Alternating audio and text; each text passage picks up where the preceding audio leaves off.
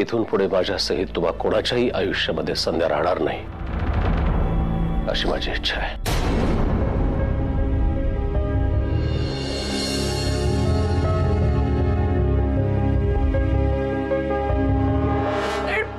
Please असं म्हणू नका. मला तुमचा सहवास खूप कमी मिळाला. मी तुमच्याजवळ जास्त हट्टही केलेले नाहीयेत कधीच. आज किती वर्षांनी मी तुम्हाला भेटली. माझी एक इच्छा तुम्ही करणार नाही करणार. मला माहितीये मॉम कडून खूप मोठी चूक झाली, पण त्या चुकीची माफी तिला मिळू शकते ना. या माफी ही चुकीसाठी असते, गुन्ह्यासाठी नाही. तिने गुन्हा केलाय आणि गुन्ह्याची शिक्षा ही तिला मिळणारच. डॅड प्लीज असं करू नका. ही माझी मम्मा आहे. आमच्याशिवाय दुसरं कोणीच नाहीये तिला या जगात. आणि डॅड ती आमच्यापैकी कुणाशीच आजपर्यंत वाईटही वागली नाहीये कधीच. पण ती माझ्याशी इतकी वाईट वागली त्याचं काय?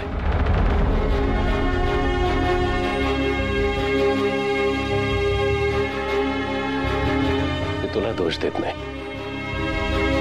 तुला मी माझीच मुलगी मानतो. म्हणून त्या बाईला मी माझ्या आणि माझ्या फॅमिलीच्या आयुष्यामध्ये शिरू देणार नाही.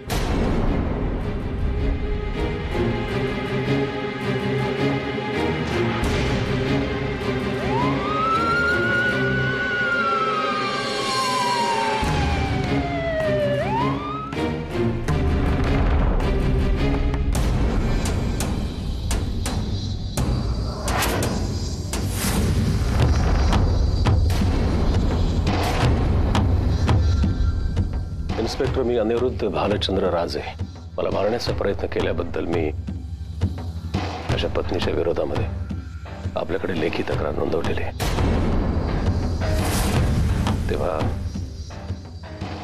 तुम्ही तिची दखल घेऊन या बाईला लवकरात लवकर तुम्ही अटक करावी.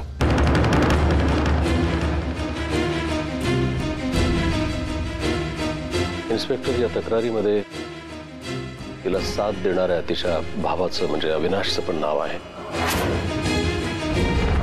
पण माझ्या विशेष सूत्रांनी मला दिलेल्या माहितीनुसार तो सध्या फरारी आहे. तरी आपण त्याला लवकरात लवकर शोधून काढाल अशी मी आशा बाळगतो. इन्स्पेक्टर, घेऊन जा ना.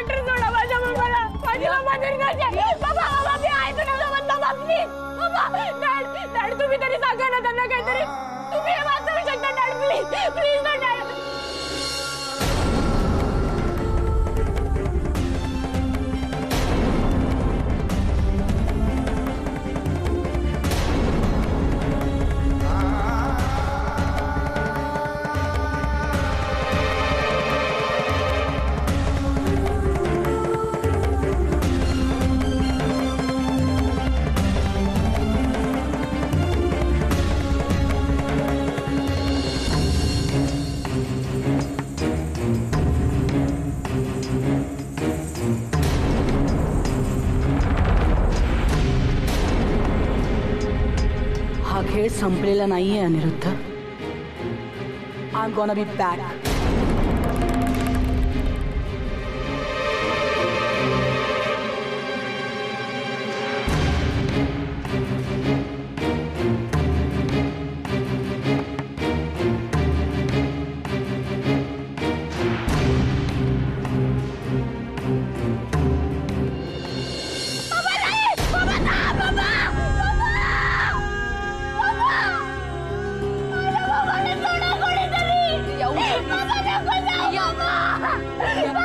प्लीज शांत हो रिया.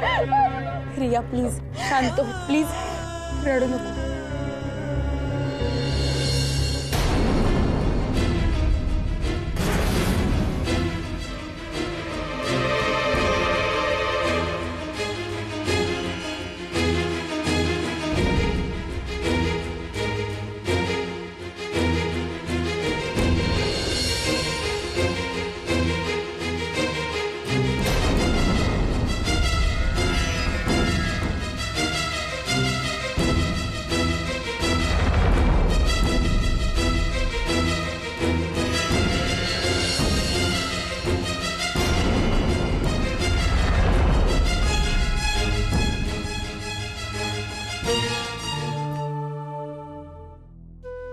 जे काही झालं त्यानंतर मागे उरल्या भल्या बुऱ्या आठवणींच्या सावल्या. त्या रात्रीनंतर सगळ्यांचेच संदर्भ बदलून गेले. या घरातल्या प्रत्येकाचं आयुष्य आधीपेक्षा वेगळं झालं. शमिकाला तिचे वडील तर परत मिळाले, पण आई कायमची गमवावी लागली होती. माझा इंडियाला जाण्याचा निर्णय करेक्ट ना? ऑफकोर्स बेटा, डोंट वरी. हे बघ बाळा, मी तुझी आई आहे. हा, आता इतर मॉम्स सारखं मी तुम्हा दोघांना मोठं केलं नसेल, पण जसं इतर आईंना वाटतं तसंच मला देखील वाटतं की तुमचं भलं व्हावं. तू इथे फॅशन डिझायनर म्हणून खूप छान छान कपडे डिझाईन करतेस की नाही? मला एवढंच म्हणायचंय, भारतात चल आणि स्वतःचं आयुष्य डिझाईन कर. आयुष्यात कधी कधी तुम्हाला जाणवू दिलं नाही की रिया तुझी सख्खी आणि मी तुझी सावत्र मुलगी आहे.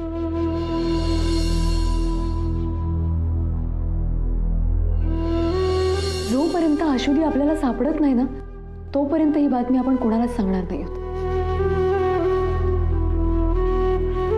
I think you are right Shami.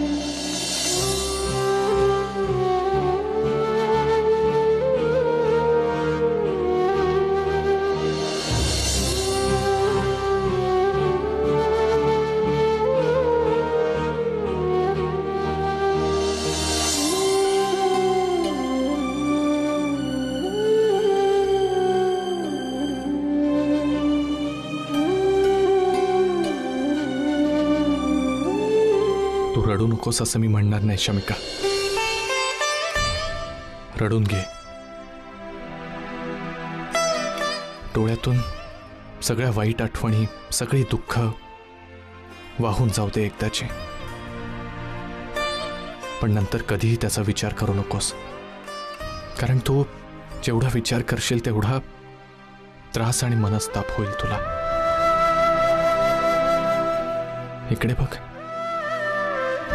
Shamika, हे बघ, एक नवीन आयुष्य तुझ्या समोर उभं आहे, ज्यामध्ये तुझे बाबा आहेत, तुझ्या बहिणी आहेत,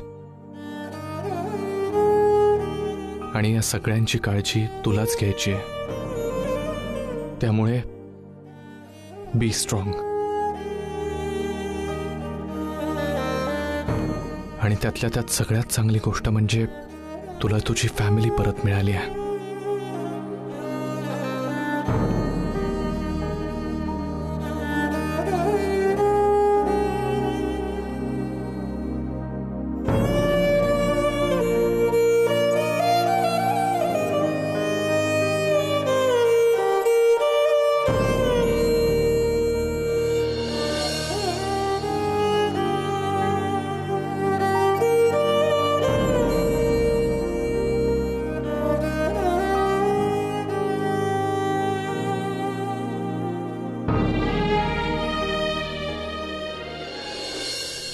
पण रियाच्या हातून सगळं सुटून गेलं होतं. संध्याच्या जाण्यानं तिला इतकं एकटं, इतकं पोरकं वाटत होतं.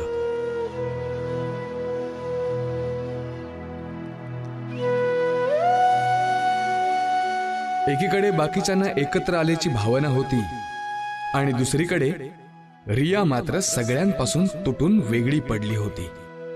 आतल्या आत धुमसत होती.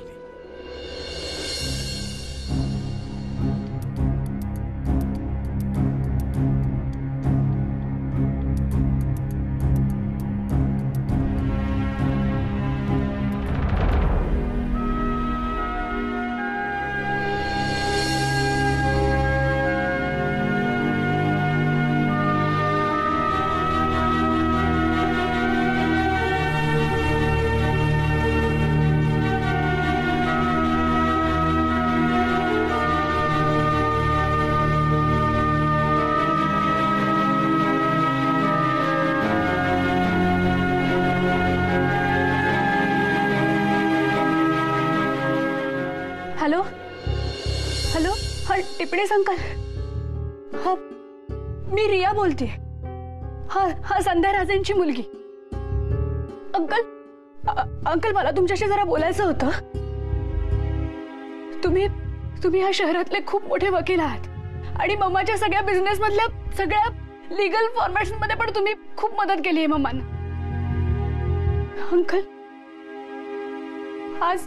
आज मला तुमची मदत हवी. आज मम्माला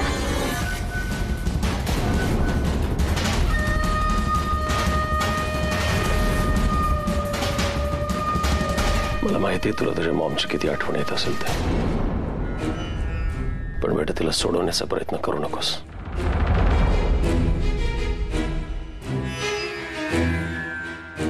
त्याचा काही उपयोग होणार नाही, कारण तुझ्या मॉमने आयुष्यामध्ये ज्या काय चुका केलेल्या आहेत त्याची शिक्षा तिला मिळालीच पाहिजे.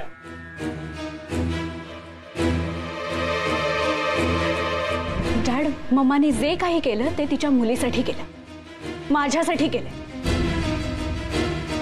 आणि मला नाही वाटत त्याच्यात तिची कुठलीही चूक होती, कुठलाही स्वार्थ होता. नाही वाटत मला. आणि तरीही तुम्ही तिला समजून न घेता सगळ्यांसमोर तिचा इतका मोठा इन्सल्ट केला. काय मिळालं तुम्हाला हे करून? माझी मम्मा माझ्यापासून दूर गेली फक्त तुमच्यामुळे डॅड, फक्त तुमच्यामुळे. रिया, जशी तुझी मॉम तुझ्यावरच्या आंधळ्या प्रेमासाठी इतरांच्या फिलिंग्स कडे दुर्लक्ष करत होती, एक्झॅक्टली तू तेच करतेस. बेटा, नवं आयुष्य जगायला सुरुवात कर.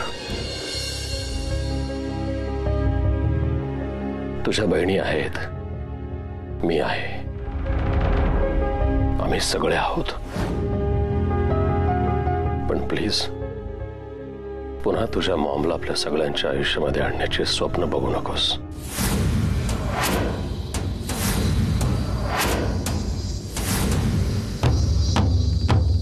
रिलॅक्स. ठीक आहे.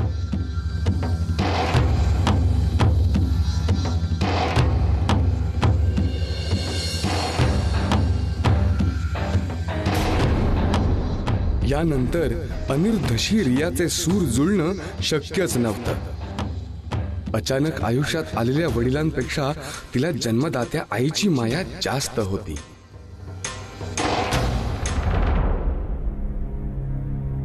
कोणा एकाच्या जवळ जाताना दुसऱ्या माणसातलं आणि आपल्यातलं अंतर वाढायला लागतं, जे नेमकं प्रियाच्या बाबतीत घडत चाललं होतं. आता या क्षणी तिला काय होणार आहे काहीच कळत नव्हतं. खूप काही हातात येतानाच काहीतरी सुटून चालल्याची भावना होती. बस.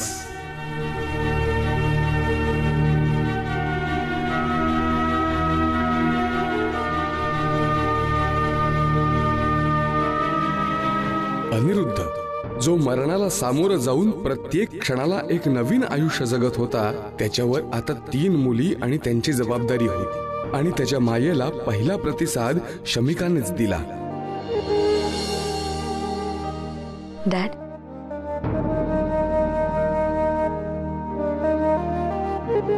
डॅड,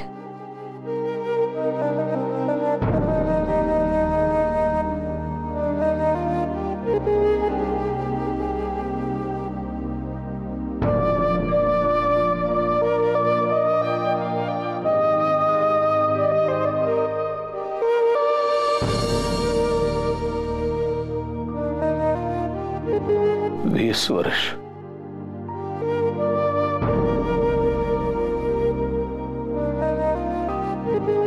आयुष्यातली 20 वर्ष फक्त मी तुम्हाला फोटोतच पाहिलं.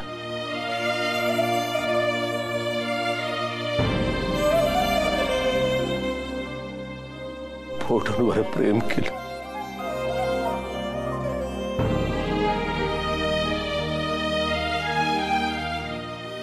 कधी आठवण आली की फोटो कुशीत घेऊन झोपायचो.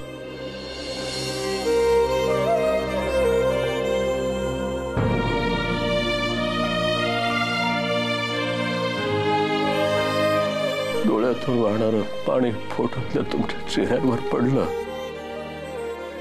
की हे असं हळूवार पण मी त्याला पुसून काढायचो.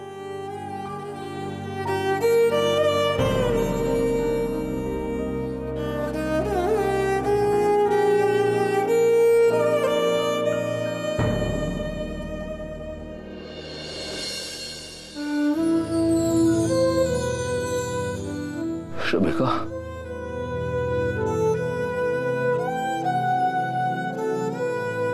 मी तुला फोटोमध्ये बघितलं ना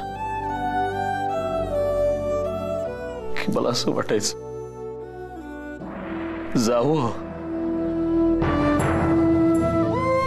तिला जवळ घ्यावं आणि सांगावं की बच्चा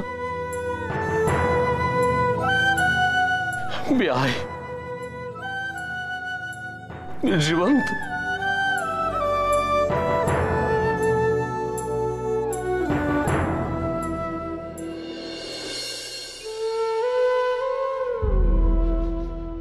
तुम्हाला खरं सांगू डॅड, खूपदा गरज होती या वाक्याची.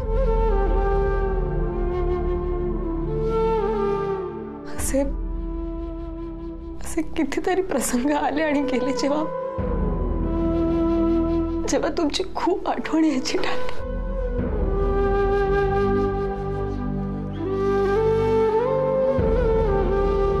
प्रत्येक मुलीच्या आयुष्यात असे खूप प्रसंग येतात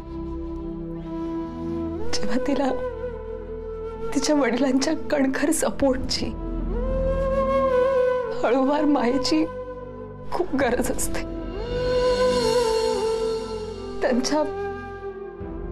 त्यांच्या आनंददायी होकाराची, समंजस नकाराची खूप गरज असते.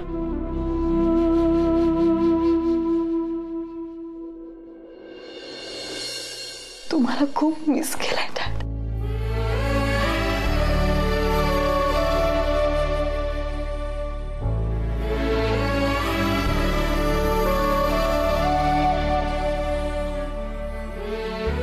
बट एनिवे, हा सगळा पास्ट होता आणि आता आपण एकत्र आहोत आणि एकत्र राहणार आहोत. हो ना डॅड?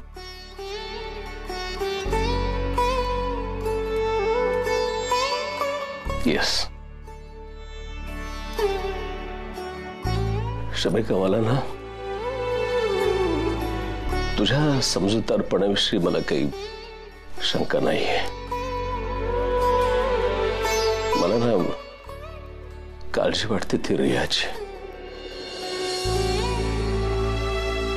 तिच्या ना मनात असं बसलं की आपण सगळ्यांनी मिळून तिच्या मॉमला जेलमध्ये टाकलं. पण आता हे मी कसं समजून सांगू तिला? Don't worry dad. मला माहिती आहे की रिया कधी कधी बिथरून जाते, पण तुम्ही खरंच काळजी करू नका. मी समजावून सांगेन तिला.